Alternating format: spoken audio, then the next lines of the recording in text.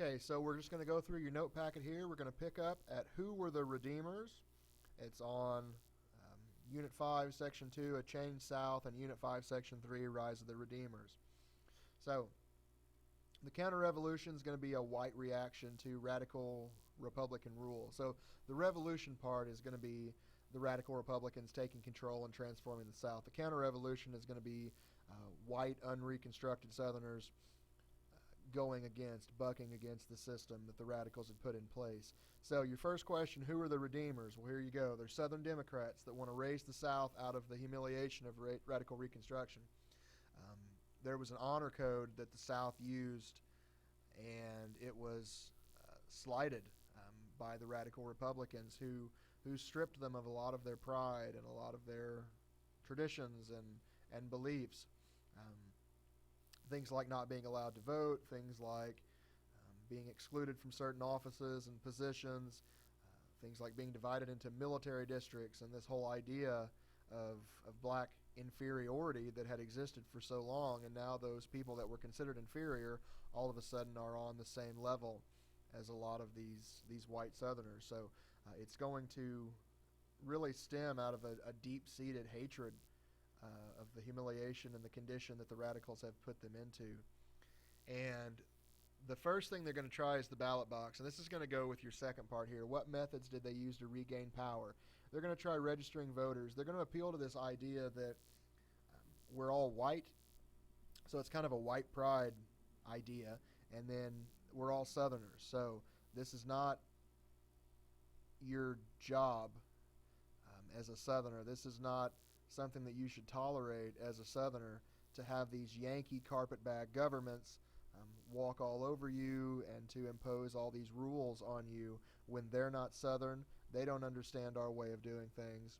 And eventually it's going to start campaigning against blacks in leadership and ruling positions, because that's going to be a threat to white supremacy, definitely. But the ballots don't do all they could do, and so violence is going to. And that's going to lead to the next one here. Describe the most well-known whites' rights group of Reconstruction, which is going to be the KKK. It's going to be formed as a social club in Tennessee in 1866, and it's not the version that's seen today. The version that's seen today is a resurgence of the 1980s Klan that had a resurgence, and with the 1920s Klan that has very shaky connections to this original group here in 1866. They're going to start off, and it's not just going to be black folk that they're targeting specifically. It's going to be carpetbaggers and scalawags, radical Republicans. It's going to be people that are trying to impose this order on them. Now, they cannot go after a lot of the government officials directly, so that does translate into going against black folk, Yankees, carpetbaggers that have come south. So when you can't go after the head, you go after the rest of the body, and so they're going to kind of do that. And the Klan was really only one of many. The Knights of the White Rose, the Knights of the Camellia, there's going to be a lot of different whites' rights groups that are going to spring up during the South.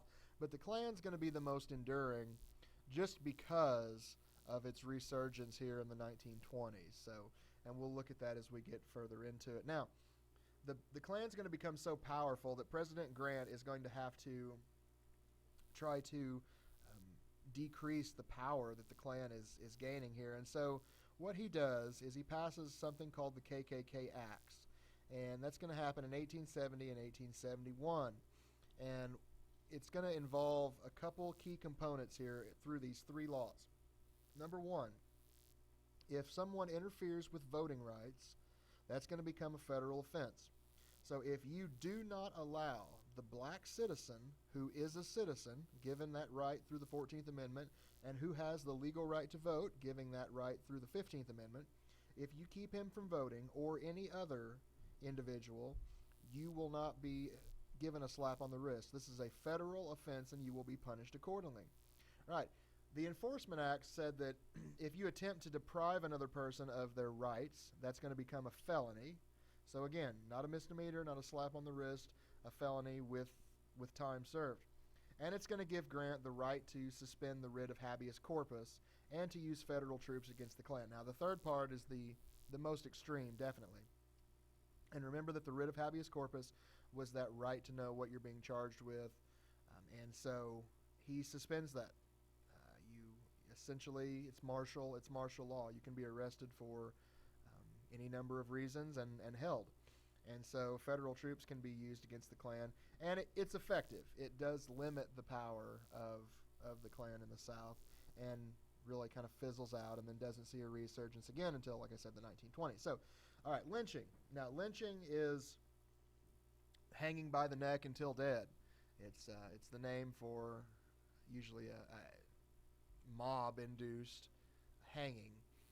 It's going to rise to an all-time high in the 1890s, and again, that's a backlash. It's because of all of the deep-seated anger that's happening here and boiling throughout the South and through other portions of the United States. It's because that is going to need an outlet. It's going to need somewhere to blow off some of that steam, and so lynching is going to be the thing. Now, lynching was not a secretive affair. It's pretty easy to imagine that someone lynching someone else would sneak off in the night under the cover of darkness, grab them from their home, and hang them somewhere that was out of sight. But it was not the case. This was a clear message. It was done out in the open. People were dragged to the tallest tree in town. They were dragged to the courthouse, to the center of town, and hanged because it was a symbolic message. It was a message that said, we will not tolerate any kind of equality between the races. We will not continue to accept this kind of treatment against our people and our way of life. There were postcards that were taken and photographs taken and put on postcards that you could buy at different places throughout the country, including as far north as Ohio and Indiana, where it was pictures of people hanging. And we'll look at some of those possibly in class. We'll see. And so much of the credit for curbing this practice is going to go to a woman named Ida B. Wells. She was a reformer, and she published names. She named names of people that were known attackers and vigilantes who took justice into their own hands, or their own twisted version of justice. So she's a black journalist here, and she's going to wage this huge campaign, and it's going to help end a lot of the lynching that's happening. All right, now there's a guy that's named Henry Grady. In 1889, he proposes something called the New South. And so here you go for a definition, because it asks on the next page, Unit 5, Section 3, Rise of the Redeemers, define the New South. It is a South that is more industrialized than agriculture. It's more industrial than agriculture. It is a South that is more cooperative than standoffish. It's a South that will work more with northern industry. And it is a South that is less racist. That's the idea, at least. Henry Grady argues, and many argued, that the South would never succeed if they did not industrialize. They could not continue on as an agricultural system because there are not the slaves, the manpower there to continue the output of agriculture that they had before. So, again, to revisit the three core goals of the radical Republicans, they wanted to punish the ex-Confederacy, they wanted to get rid of President Johnson, and they want to extend black voting rights throughout America. Now, you've got a question on here, what occurred during Grant's term that led to the Redeemers and Democrats regaining power in the South? Well, to put it bluntly, Grant was a terrible president. And Grant was a little more liberal in his Republican views than the radicals, not quite to the extreme that they were. Now, the radicals lost a lot of their moderate support because they had, in fact, become their name. They had become so radical that many moderate Republicans wanted to get away from that. And so as the radicals start losing support of the moderates, and as the Democrats, like Frank Blair in Missouri, become more conservative and less Old South, they're going to start to attract people. Now, the Democrats are also going to have a lot of immigrants that are coming into the country, and they're voting for the Democratic Party because the Democratic Party seems to represent their interests more than the Republicans. So when Grant is elected here, we said some of his terrible times in office. One's the Panic of 1873. which is this huge economic depression, and that's going to lead to some dissatisfaction in the South. You've got workers that are going to threaten strikes, and farmers are going to demand relief. So this is just kind of tying up what I said there, that the Republicans are going to fear that the Democrats are going to take over, and they are. And so that's going to lead to something that's nicknamed the rise of the Redeemers. Now, they'd been on the rise for a while, but this is when they really start to pick up steam. And so a lot of the reason that many white Republicans eventually quit supporting the radicals, and that's your next part here, why did many white Republicans eventually quit supporting the radical Republicans, is because of their contradictory actions, the increasing number of immigrants that vote Democrat, and the fact that Americans were sick of Reconstruction. They had been doing it since 1865. Nearly 10 years it had gone on, and Americans were tired of it. And so in 1874, the Democrats are going to take a majority. They're going to promise lower taxes, white supremacy, and Republicans are going to make one last push with the Civil Rights Act of 1875 to little avail. But this is what it did here. It tried to put into law the same thing that Homer Plessy was fighting against here. So, it's going to not only eliminate government discrimination, but private discrimination. It doesn't come to much good use there. All right, so the political crisis of 1877 here.